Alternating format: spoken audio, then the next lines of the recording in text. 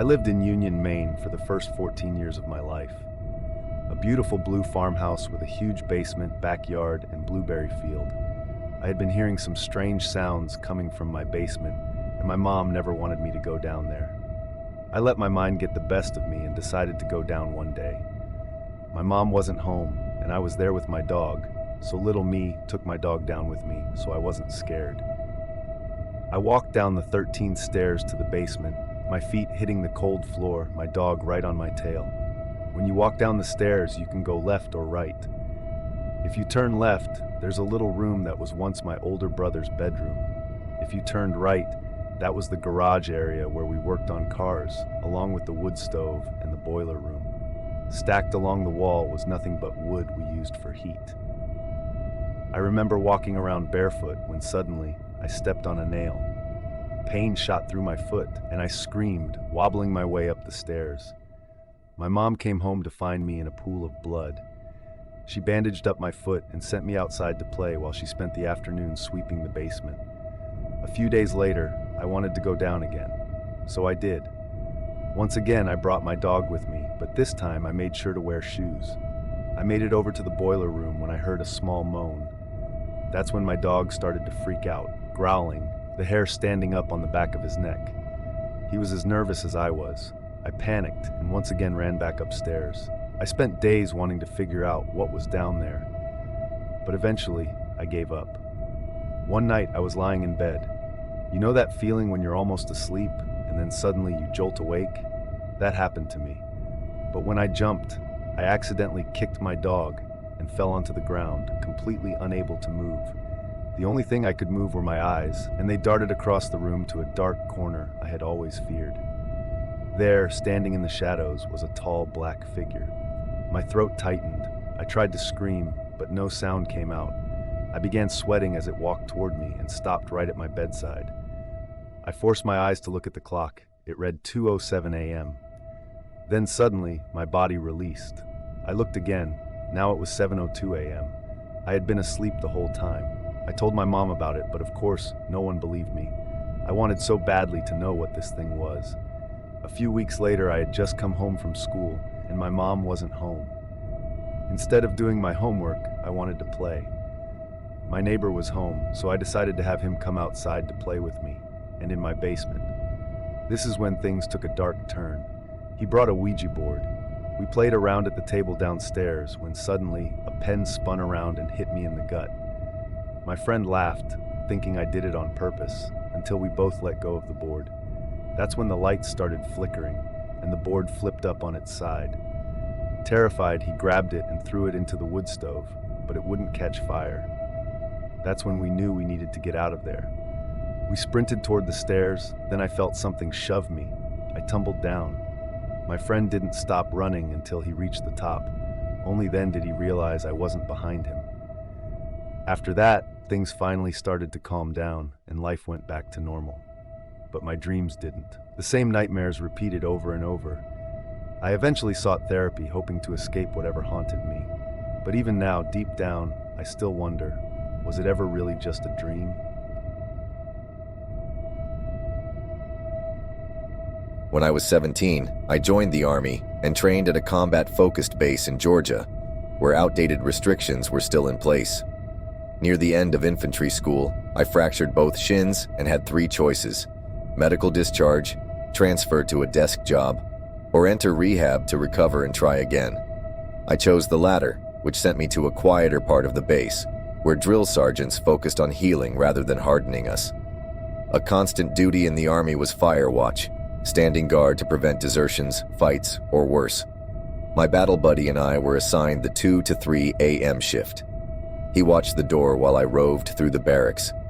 There was one particularly dark, unsettling corner, spoken about in whispers during the day. As I approached, the air thickened, as if the darkness itself had weight. The deeper I stepped into the row, the stronger the feeling grew. Dread crawled up my spine. It wasn't just darkness. It emanated something sinister, something watching me. Every step closer felt unnatural, as if the shadows were pulling me in.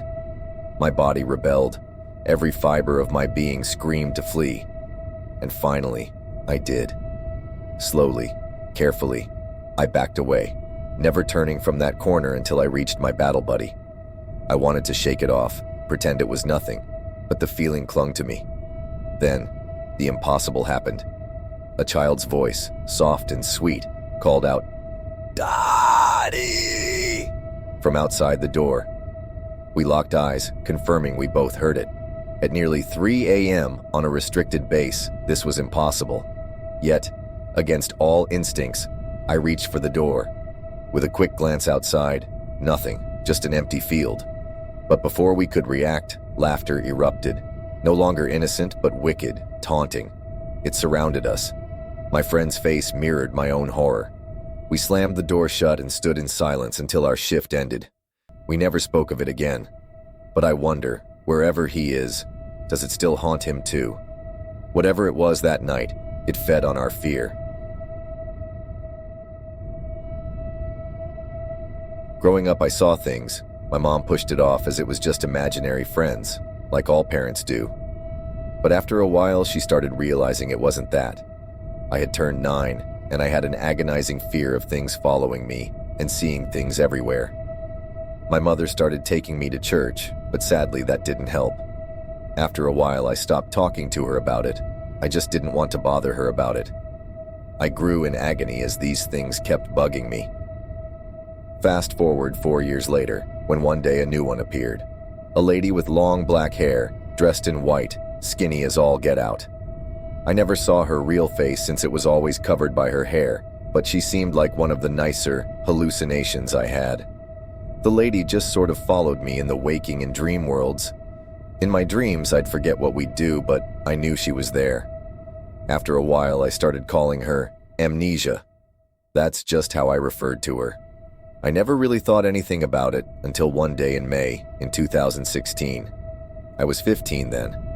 I had come back home from a band concert and everyone in my family was outside along with the other people who were staying with us.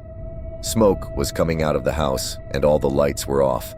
I ran out of the car and asked what was happening. They explained that our 2 dogs were barking at something in the hallway. Heaven, a girl staying with us at the time, had went to go see what was happening. In our hallway stood an 8-foot-tall, shadowy male figure. She had screamed and got everyone. Her stepdad started smudging and blessing the house. While I was outside, I stared talking to one of Heaven's sisters about the figure. I explained that I had a hallucination that fit the description. I called him Dream Taker.